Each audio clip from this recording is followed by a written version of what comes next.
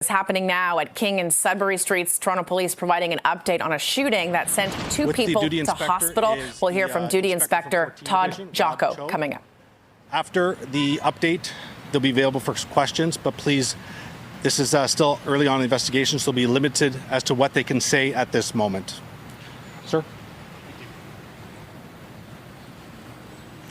Good afternoon. I'm Duty Senior Officer Todd Jocko, and I'm here to provide an update on a shooting that occurred earlier this morning at approximately 2:45 a.m. in the area of Sudbury Street and King Street West.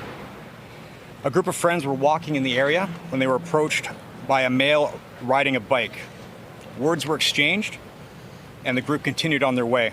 A short time later, the same individual approached them again, pulled out a firearm, and fired several rounds.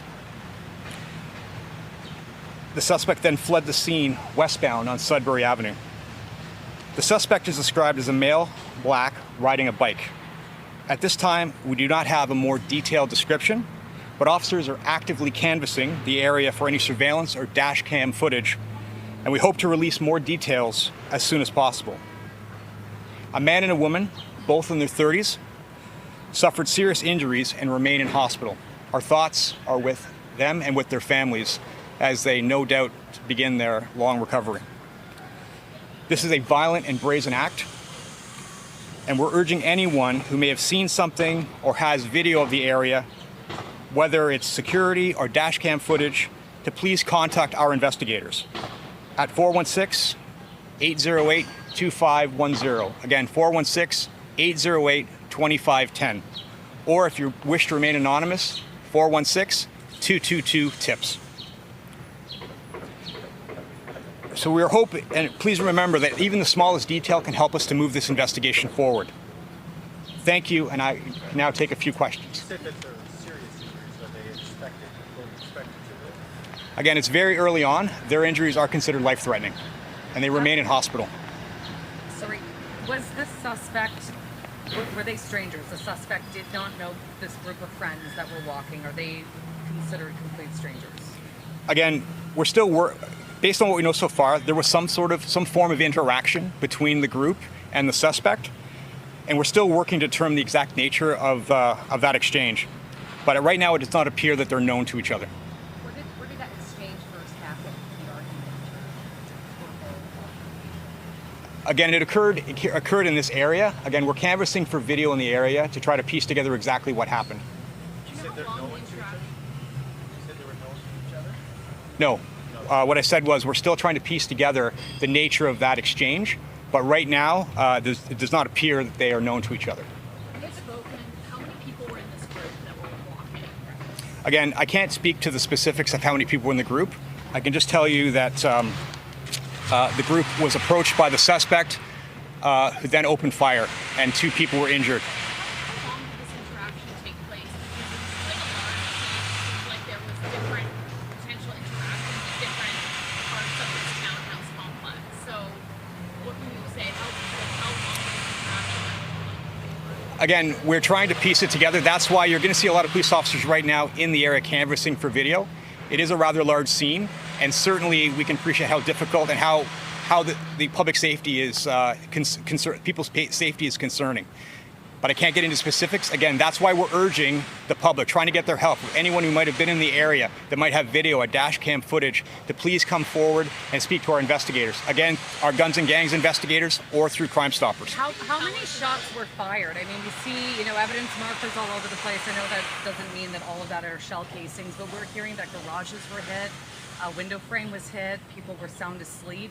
It's a narrow alleyway. I mean, this is a very densely populated area. How many shots were fired?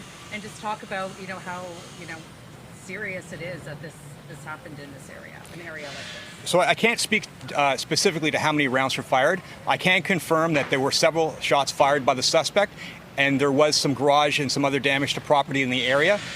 We can certainly appreciate how troubling this is. This is a brazen and violent act. But the police are here. There's going to be an increased police presence to try to investigate this and canvass to find out exactly what happened. Can you talk more about the bike? Was it a bike that you pedal? Was it a motorcycle? Was it an e-bike? Was it can you talk about the color, description, what kind of bike it was? The only description I can give you right now is a black male riding a bike. Was it motorized, or some people describe it As a motorcycle. as a motorcycle? I cannot confirm or any of that information. Again, we are canvassing for video, and it's still early in the investigation. Again, I can't get into specifics. I can just tell you that it occurred in the area, and the report for the shooting occurred in the area of King Street West and Sudbury Street. Do you have video already, and are you reviewing that video? Pardon me? Do you have video of the incident, and are you reviewing that video? Did you collect video? Again, as I mentioned before, officers are in the area continuing to canvass for video, and our investigators will be reviewing the video for any further evidence. Thank you very much. Where they were shot? Sorry, Inspector. Where were they hit on the body? Yeah, I can't get into the specifics of their injuries. Again, I can just tell you that a man and a woman in their 30s sustained serious life-threatening injuries, and they remain in hospital. And again, our thoughts are with the family and those individuals as they begin their recovery. Thank you very much. All right, you've been listening live to a Toronto Police update. This is live at King and Sudbury Street in the King West Village, right in the downtown core. We've learned a little bit more information about what actually transpired. Keep in mind it was 2:40 in the morning when this double shooting happened.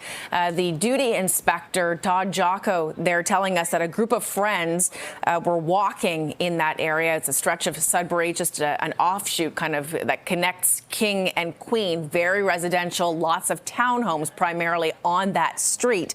There was a group of friends walking. They were approached, police say, by a male on a bike. There was some sort of interaction that happened, and shortly thereafter, police saying that same person approached the group once again, fired several rounds, and then fled westbound on Sudbury. Police not really able to provide a description of the suspect at this point beyond to say black male riding a bike. That's as good as they could provide, but saying that the man and woman who were struck by gunfire again at 2:40 in the morning, both of them in their 30s, suffering serious, possibly life-threatening injuries. And through our reporting from Courtney Heels and Cijaloo, we've heard that the male, the man in his 30s, he's got critical injuries. The woman sustained less life-threatening injuries, but still remains in serious condition in hospital. And one more key piece of information police divulged was that at this point, police do not believe that the male suspect who fired these rounds, shooting two people, was known to the group. There was some kind of interaction that happened. Police didn't say physical or verbal, but shots were fired, and now they're looking for this outstanding suspect.